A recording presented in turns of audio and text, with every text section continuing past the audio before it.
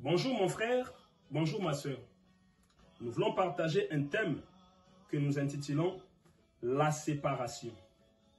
Et mon frère, ma soeur, nous voulons partager les mots séparation selon la pensée de Dieu, selon la Bible bien sûr, mais et non selon la pensée de l'homme.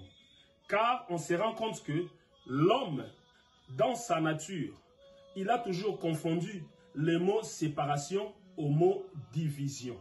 Donc, autrement dit, notre Dieu a toujours, dans certains cas, été pour la séparation, mais non pour la division.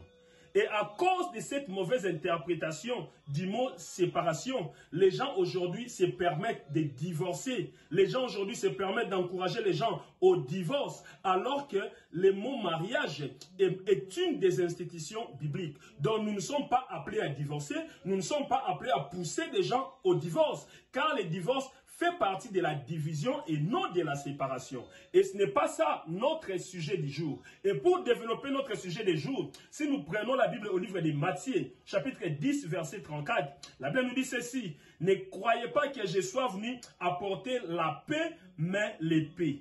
Mon frère, ces paroles-là sortent fraîchement de la bouche de notre Dieu, le Seigneur Jésus-Christ. C'est lui-même qui nous demande de vivre toujours unis, de vivre ensemble. Mais là, il nous surprend, il nous dit qu'on ne se trompe pas, il n'est pas venu pour nous laisser ensemble, mais il est venu pour nous séparer. Et plus loin encore, mon frère, toujours au Matthieu 10, 35 à 39, il est en train même de donner des détails. Je suis venu pour séparer les parents de leurs enfants. Je suis venu pour séparer les maris de leurs femmes. Je suis venu pour séparer les pasteurs de leurs fidèles. Là, je suis en train de paraphraser. Je suis venu pour séparer quiconque de son entourage respectif, mon frère, ma soeur.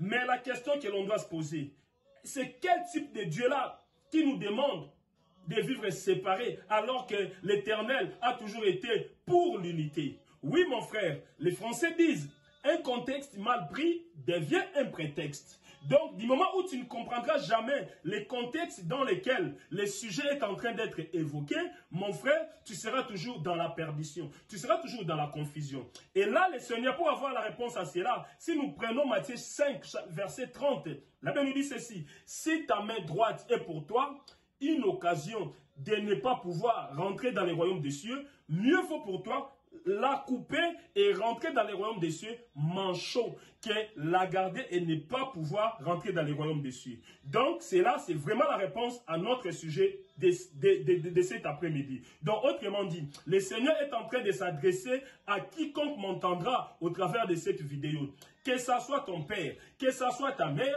que ça soit ton mari, que ça soit ton épouse, que ça soit tes enfants, que ça soit ton pasteur, peu importe la personne qui t'est chère, du moment où cette personne peut te demander de faire des choses qui sont inconformes, qui vont en opposition à la parole de Dieu, il ne faut jamais écouter cette personne. Et le fait de ne pas vouloir écouter cette personne, cela va créer une cassure entre toi et la personne. Cela va créer une séparation entre toi et la personne. Cela va pousser la personne de te qualifier de rebelle. Vous voyez mon frère, ma soeur, dans quel contexte le Seigneur dit il est en train pour nous séparer. Oui mon frère, nous séparer par rapport à l'obéissance de sa parole. Donc le Seigneur te dit, si quelqu'un te dit de faire des choses qui ne répondent pas en conformité à la parole de Dieu, il ne faut jamais obéir à cela, quels que soient les liens qui puissent unir à cette personne. C'est pour cela, mon frère, ma soeur, nous avons dit, nous allons partager le mot séparation selon la pensée de Dieu et non selon la pensée de l'homme. Et pour épingler un point vite fait, mon frère, ma soeur, l'homme a toujours confondu le mot séparation au mot division. C'est pour cela même aujourd'hui dans nos églises, souvent on est confronté à des frères et sœurs qui connaissent le Seigneur, qui servent le Seigneur depuis des années, mais un jour, tu entendras parler de la bouche de cette personne. Non, moi je ne parle plus à cette personne. Moi je l'ai évité. La Bible me dit, il faut se séparer des mauvaises personnes. Oui mon frère, se séparer n'est pas vivre dans la division. Se séparer, ce n'est pas vivre en conflit. Se séparer, ce n'est pas regarder de mauvais œil ton prochain. Oh mon frère, ma soeur, si vraiment tu as reçu le Seigneur Jésus-Christ, tu peux éviter la personne. Tu sais qu'en étant tout le temps avec cette personne, cela me pousse à faire ça comme mauvaise vie devant le Seigneur. Donc, je peux prendre la résolution sagement de ne plus me retrouver tout le temps avec la personne. Mais cela ne m'empêche pas de continuer toujours à être en bon terme avec lui. Si je le crois, je lui dis bonjour. Si la personne se retrouve dans des situations difficiles, pourquoi pas l'assister si je peux? Mon frère, c'est de cette façon-là qu'on peut éviter la personne. Mais dommage aujourd'hui, les gens là, surtout les gens qui connaissent Christ, les gens qui ont reçu Jésus-Christ, tu verras, il y a beaucoup de gens aujourd'hui qui ne parlent plus à leur famille, qui ne parlent plus à leurs prochains.